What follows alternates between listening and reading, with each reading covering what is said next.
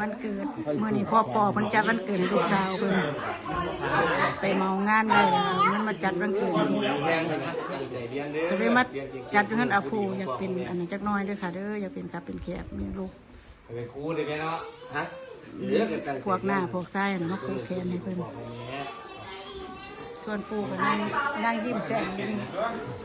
พวกนี้ซื้อสลากอยู่ไว้เงี้ยคนเดียวอยู่ดีมีแห้งหมด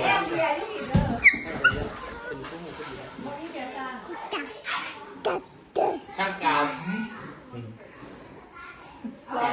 ใส่ก็สั่นเนี่ยมันมัวเอาแล้วมันแข็งแล้ว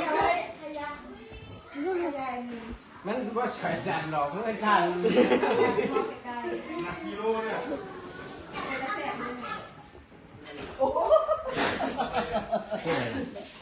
เอาเลยผู้ใหญ่ก่อนผู้ใหญ่นั่นเองจะได้ก็จะได้ขังผู้ใหญ่จะได้ขังผู้ใหญ่จะได้ขังไอ้ย่อมาบอกไอ้ย่อมาบอกแล้วเพื่อนเอาเงินในกระเป๋าเช้าไม่ได้ก่อนเลยเพราะว่าคุณมีความสุขมากคุณจะไปได้หรอเนี่ยซื้อของให้เมื่อไรเราไม่ต้องเมื่อไรแล้วก็ใส่เนี่ยจะรู้ว่าจะการกับพวกมู่กันมันบางเดียวเลยแม่เลยไปเพื่อทางมอโบราณโอ้ยเต็มอยู่ยังเงินระเบิดมาไปแม่สอนไปหาสอนนี่เลยเอาให้สาหรอบอกให้สาหรอบอกบางมอ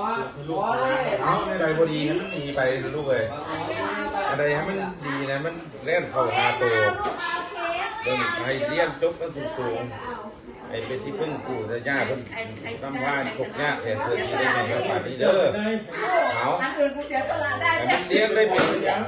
คุณเป็นพ่อแล้วเขาไปเรื่อยๆอย่าไปยุบมันอย่าไปสร้างเลยอย่าไปสร้างได้พ่ออะไรพ่อคือที่อย่างซี่ละ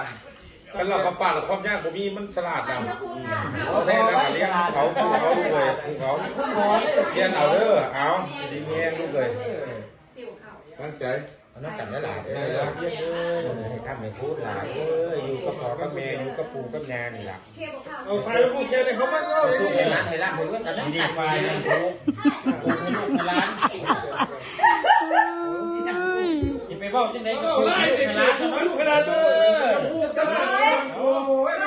นี่ตัดญาติพี่น้องเลยค่ะเสียเป็นสี่มาตลอดมีจัดงานวันเกิดกับสีจังสีเจ้าไปบ้านเจ้าไปบ้านต้องวัดเดี๋ยววันนี้ก่อนส่งมาแล้วครับทำเรื่องไว้สวยอย่าได้สวยคุณหมอได้รักษาเจ้าไม่กินก็ให้แม่กินรักษาปู่ตอนไหน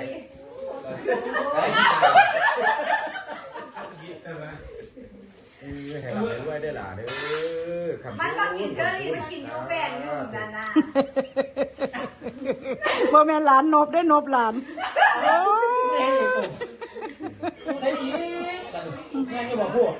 ถือที่ห่อใดผู้นี่ต้องลบแล้วเนาะ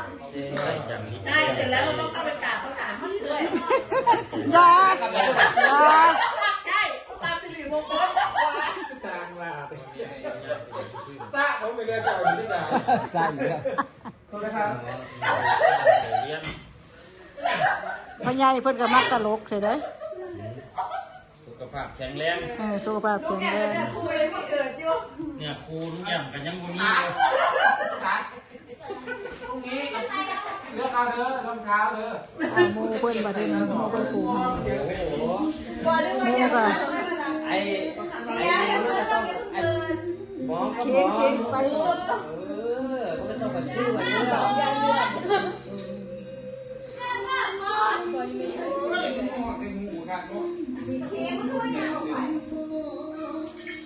หมอกับหมอไปทั้งกันถูกเลยเรียกว่าเนี่ยเจ้าไปไม่ได้ก็คือหมออาชีพเพิ่นสอนลูกเพิ่นไปกับงานพักทำตัวนี้ กับแมวทองไป เอาเพื่อนที่เอาลงกล้องบัวเพื่อนที่เอามาลงไลฟ์ ข้าวแมว อื่น ข้าวแมวท้องบ่เพื่อน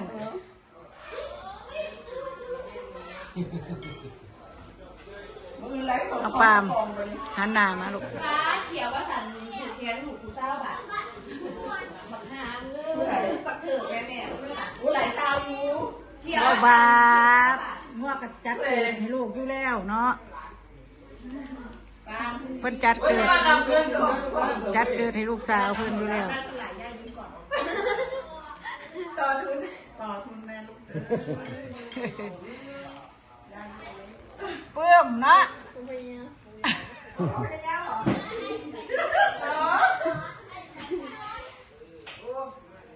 แย่งหน่อยไปตั้งเรื่องใจฉันรู้โอ้ยขึ้นมาเห็นอีกจะน้อยอีกจะน้อยเลยความอีกขาดอีกจะน้อยอีกจะน้อยนี่เอาจะน้อยนี่ เคสบ่เคสระวังควันหกลูกมันจะหก เอาถุงกางเกงแบบนี้ แซ่บไหม ถุงกางเกงให้ลูกนะ มานี่